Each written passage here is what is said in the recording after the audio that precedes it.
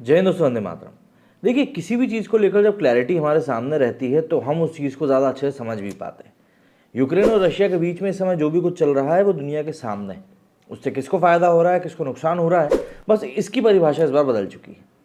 अक्सर देखा गया है कि जब दुनिया में कोई भी युद्ध होता है तो उसका सीधा सीधा फ़ायदा अमेरिका को पहुँचता है, लेकिन इस बार ऐसा नहीं हो रहा है। इस बार जो युद्ध चल रहा है उसका सीधा सीधा फ़ायदा भारत और चाइना को पहुँच रहा है, जो कि अमेरिका को बिल्कुल अच्छा भी नहीं लग रहा है। इसीलिए कुछ समय पहले अमेरिका ने भारत के ऊपर दबाव भी बनाया था कि वो रशिया से तेल खरीदना बंद कर दे, वरना उसके ऊपर भी सैंक्शंस लगाए जाएंगे। हालांकि भारत ने अपनी इकोनॉमी का हवाला देते हुए साफ तौर पर कहा कि जो हमारे लिए ठीक है हम वो करेंगे। रशिया किससे लड़ रहा है, किससे नहीं लड़ रहा है, उससे हमारा कोई सरोकार नहीं है। हालांकि कहने के लिए नरेंद्र मोदी जी ने इस बात को जरूर कह दिया था दोनों देशों से जिनमें लड़ाई चल रही है कि भैया बातचीत से हल निकाला जा सकता है। लेकिन यहाँ पर सबसे बड़ी बात यह है कि इस बार अमेरिका भी नहीं बल्कि यूरोप संकट में घिर चुका है। यूक्रेन और रशिया के बीच में जो समय जंग छिड़ी हुई है उसका व्यापक असर यूरोप के ऊपर पड़ा है, जिसके कारण से उनकी अर्थव्यवस्था भी कमजोर हो रही है। मतलब हाथी के दांत वाली चीज़ हो चुकी है कि वो लोग एक तरफ दिखा तो रहे कि नहीं भी सब कुछ भला चंगा चल रहा है, लेकिन असलियत में ये सब चीज़ें कोसों दूर है और कुछ भी ठीक ठाक इस समय हो भी नहीं रहा है। 5 दिन बाद 24 फरवरी को रूस यूक्रेन युद्ध का एक पूरा साल कंप्लीट हो गया।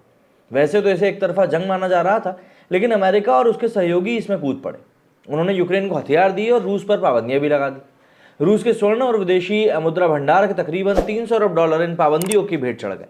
रूस के तेल के आयात पर अमेरिका और इसके सहयोगियों का बैन अब भी लागू है। स्विफ्ट सिस्टम तक रूस की पहुंच भी रोक दी गई। McDonald's, KFC, Adidas, British American, tobacco जैसी बहुराष्ट्रीय कंपनियां रूस में अपना कामकाज बंद कर चुकी हैं। लोगों को लगा होगा कि पश्चिम जगत की तरफ से थोपी गई पाबंदियों से रूस आर्थिक रूप से बर्बाद हो जाएगा। दरअसल 2 लाख अरब डॉलर की रूसी इकोनॉमी अमेरिका और उसके सहयोगियों की 30 लाख अरब डॉलर की बड़ी इकोनॉमी के सामने कहीं नहीं ठहरती। फिर भी ऐसा लगता नहीं है कि रूस की अर्थव्यवस्था चरमरा गई। उल्टे रूस की अर्थव्यवस्था का प्रदर्शन बेहतर ही दिख रहा है। IMF के आकलनों के अनुसार रूसी इकोनॉमी साल 2024 में 2% की दर से वृद्धि कर सकती है, जबकि अमेरिका के लिए 1%, यूरोप के 27 देशों के लिए 1.6% और जापान के लिए 0.9% वृद्धि दर का अनुमान है। रूस से तेल आयात पर बैन नहीं लगाने वाले देश भारत और चीन तो क्रमशः 6.8 और 4.5% की वृद्धि हासिल कर सकते हैं। इन दो देशों के अलावा अफ्रीका और लैटिन अमेरिका के साथ भी रूस का व्यापार धड़ल्ले चल रहा है। कुल मिलाकर देखें तो रूस पर पश्चिमी की पाबंदियां असर छोड़ती दिख नहीं रही। इसी कारण रूस की मुद्रा रूबल पिछले साल जून महीने में डॉलर के मुकाबले 52.3 की रिकॉर्ड ऊंचाई को छू चुकी है। रूबल मई 2015 के बाद पहली बार इतना मजबूत हुआ है। पिछले साल नवंबर में 12% की सालाना महंगाई के मुकाबले दिसंबर में इसकी दर घटकर 11.9% हो गई थी। महंगाई दर में लगातार 8 महीने से गिरावट दर्ज की जा रही है। फरवरी 2022 के बाद से न्यूनतम स्तर तक पहुंच चुका है जब युद्ध शुरू हुआ था। उधर यूरोप के देश के में विकास की रफ्तार अब सुस्त पड़ चुकी है। नौकरियों का संकट बना हुआ है और महंगाई आसमान छू रही है। रूस यूक्रेन युद्ध शुरू होने से पहले 40% ऊर्जा खपत खासकर गैस यूरोप में हुआ करती थी, लेकिन पाबंदियों के कारण रूस में एनर्जी सप्लाई बाधित हो गई।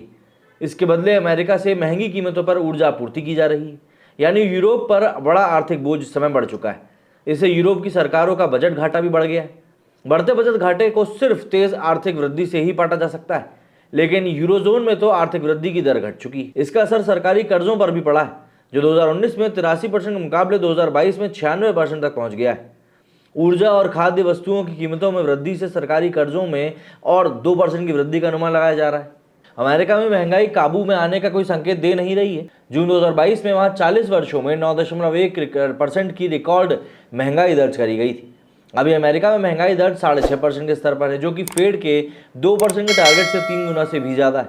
यह हाल तब है जब फेड लगातार नीतिगत ब्याज दरें बढ़ा रहा है। युद्ध में यूक्रेन की मदद के लिए अमेरिका को रक्षा क्षेत्र में आवंटन बढ़ाना पड़ा है, जबकि आर्थिक उत्पादन बढ़ नहीं रहा। अमेरिका ने वित्त वर्ष 2023 के लिए रक्षा बजट बढ़ाकर 857 अरब डॉलर का कर दिया है, जो कुल GDP का 1/3 से भी ज़्यादा है। अमेरिका यूरोप में ब्याज दरों और महंगाई में वृद्धि के कारण वेतन मूल्यों में भी कमी आई। मतलब ऑल इन ऑल अगर हम कुल मिलाकर कहें तो अमेरिका और यूरोप के लिए जो घातक साबित हो चुका है, वही रूस, चीन और भारत के लिए लाभदायक साबित हो रहा है। अंत में कहा जा सकता है कि पश्चिमी जगत को लोकतंत्र बनाम तानाशाही का ये वैचारिक युद्ध काफ़ी महंगा पड़ रहा है, और इसमें वो भारत को लेकर कोई कुछ कह भी नहीं सकता, क्योंकि भारत जिस तरीके से अपना स्टैंड को उस समय दिखा रहा है वो भारत के लिहाज से हर तरीके से सही, और इसीलिए उसकी तरफ कोई उंगली उठा भी नहीं सकता। मेरी स्टूडियो फिलहाल इतना ही। जय हिंद, जय भारत।